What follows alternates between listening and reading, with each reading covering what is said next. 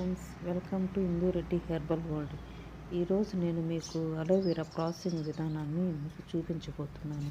ఇందులో అలోవెరా మొక్కలోని బాగా మెచ్యూర్ అయినటువంటి మొక్క నుంచి అడుగు భాగంలో ఉన్న మందమైన లీఫ్ను తీసుకోవాలి. బాగా ఫ్లవరింగ్ వచ్చిన మొక్క అయితే బాగా మెచ్యూర్ అయినట్టు అర్థము. ఇందులో అడుగు భాగంలో ఉన్న లీఫ్ను మనము కట్ చేసుకున్న అందులో ఎక్కువ మినరల్స్ ఉంటాయి మరియు ఖనిజ లవణాలు అన్నీ ఉంటాయి. అడుగు భాగంలో ఉన్న ఆకులను తీసుకొని దానిని ఇలా కొంతసేపు సైడ్కు పెట్టినామంటే అందులో ఉన్న అలోయిన్ను పక్కకు వస్తుంది. అలోయిన్ను అది దాన్ని ఎక్కువ తీసుకున్నచో మోషన్ అవుతుంది, ప్లస్ హెల్త్ ఇష్యూస్ వస్తాయి.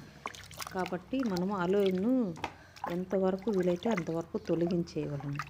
ఇలా ఆకును నీట్గా కడుక్కున్న తర్వాత మొదట రా వాటర్తో కడుక్కొని తర్వాత ఆర్ఓ వాటర్తో ఈ లీఫ్ని కడుక్కోవాలి. కడుక్కున్న లీఫ్ను మనము కొంతసేపు అలా పెట్టి తర్వాత ఆ లీఫ్ను అడుగు భాగంన మరియు సైడ్లో ఉన్న స్పిన్స్ ఇలా కట్ చేయాలి.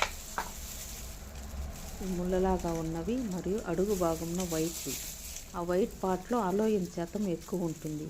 ఈ అలోయిన్ శాతం ఎక్కువ ఉండవలన అలాంటి జ్యూస్ను మనం తీసుకున్నచో మోషన్స్ అవుతాయి చాలామందికి. కాబట్టి మనం వీలైనంత వరకు అలోయిన్ని తీసివేయాలి.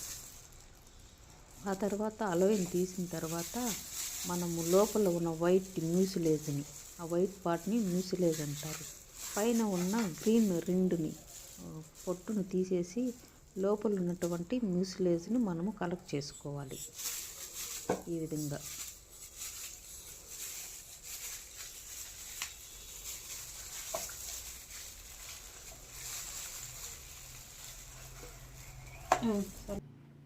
కలెక్ట్ చేసుకున్నటువంటి మ్యూసిలేజ్ను మనము మిక్సీ జార్లో తీసుకొని దాన్ని గ్రైండింగ్ చేసుకోవాలి.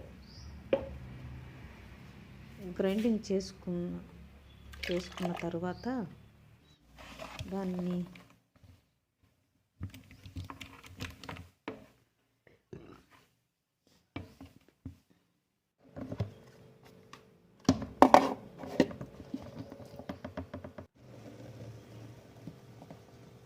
ఇలా గ్రైండింగ్ చేసుకున్న జ్యూసు ఆ విధంగా పలుచగా అవుతుంది. పలుచగా అయిన జ్యూసును మనము స్కిన్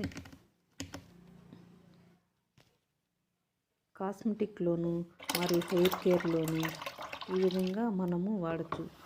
ఈ జ్యూస్ని తాగటం వల్ల చాలామందికి షుగర్ కంట్రోల్ అవుతుంది మరియు డైజెస్టివ్ ప్రాబ్లమ్స్ క్లియర్ అవుతాయి, బీపీ కంట్రోల్ అవుతుంది, ఐసైట్ పెరుగుతుంది. దీన్ని మనము కూల్ డ్రింక్స్ కూడా తయారు చేయడానికి వాడుకోవచ్చు. ఇవి చాలా ఉపయోగాలు ఉన్నాయి ఈ జ్యూస్ తాగటం వల్ల. దీనిని 12 సంవత్సరాల లోపు పిల్లలకి తాగకూడదు అని మరియు ప్రెగ్నెంట్ లాక్టేటింగ్ పీపుల్ తాగకూడదని చెప్తారు. నేను ఈ జ్యూస్ వల్ల సైడ్ ఎఫెక్ట్స్కి మరొక వీడియో చెప్తాను మీకు.